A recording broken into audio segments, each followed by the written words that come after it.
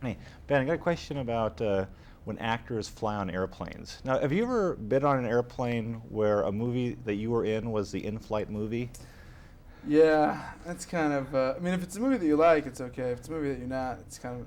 I once had a Matt and I flew on an airplane once, and the in-flight movie was Good Will Hunting, and the captain came on and was like, "I just want to say we're cruising at an altitude of 45,000 feet, and Good Will Hunting was just one of the most special films I've seen in my time. I'd just like to say that." And we were just like, "Oh my God, the world's upside down." It was very bizarre. Well, in the movie, you have the kind of the seatmate from hell next to you. Now, how often when you've traveled on an airplane, have you had to deal with that, with the person who just won't shut up? Oh my God, all the time, man. It always seems like you sit next to the guy who's like, "I just love traveling and meeting people. I'm a people person. How about you, people person? What do you do? Where are you going? Why are you doing that? My wife left me. I can't figure it out." You're like, "I can. I had a pretty good idea why your wife left you, Ace. Because you're tiresome and you don't shut up." But, yeah, all too much. Okay. Well, this movie, surreal locations to shoot at. The Kmart and the amusement park rides. Now, how difficult to deal with those two locales? Part of it was kind of fun, it was like, if you figure if you're not very interesting, at least the location will be interesting. It's kind of a safety net, you got all this neat stuff to look at. So we were never made to act in an empty frame, so to speak. We were given plenty of background and visual stuff around us. It made it more fun. The amusement park rides. Now, how difficult were those scenes after take 9? I was really worried that I was going to get sick because it's just the kind of ride that does make me puke, which is the spinning thing.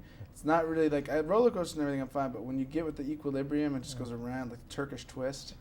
On my 12th birthday, we went to an amusement park. I got the Turkish twist, and I puked all over the place, all over my friends, and they wouldn't let me off. And I was like, "Stop the twist!" And it was just traumatized me. That's what it did. So since then, I've been, I wasn't all that thrilled at the prospect of doing it, but I survived it okay.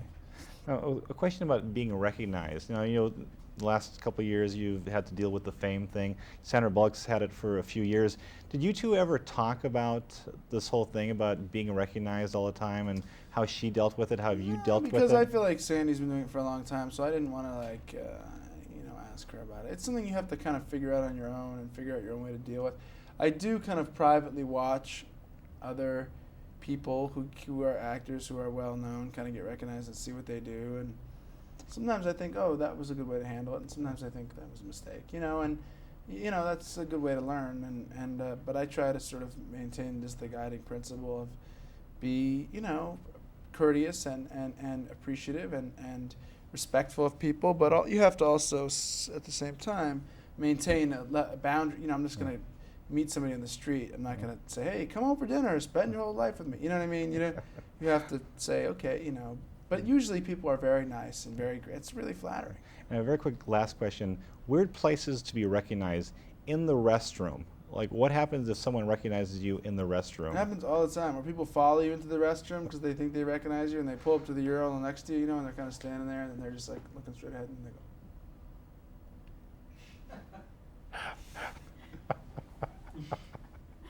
A little freaky? Weird. I once had Damon Wayans. I was at the fight. No, it was Sean Wayans or Marlon Wayans. It was one of the Wayanses. It wasn't Keenan, though. And it wasn't Damon. It was just Sean or Marlon. I can't remember. But I was at the Tyson fight, and I had never met this guy. So I was standing at the urinal, and he came over like up behind me. He was like, let me see what the big actor's got going on." All right, not bad, not bad. So, it happens every now and again. The urinal's a good place to check out another guy's equipment. See how you measure out. Good for you. Good for you.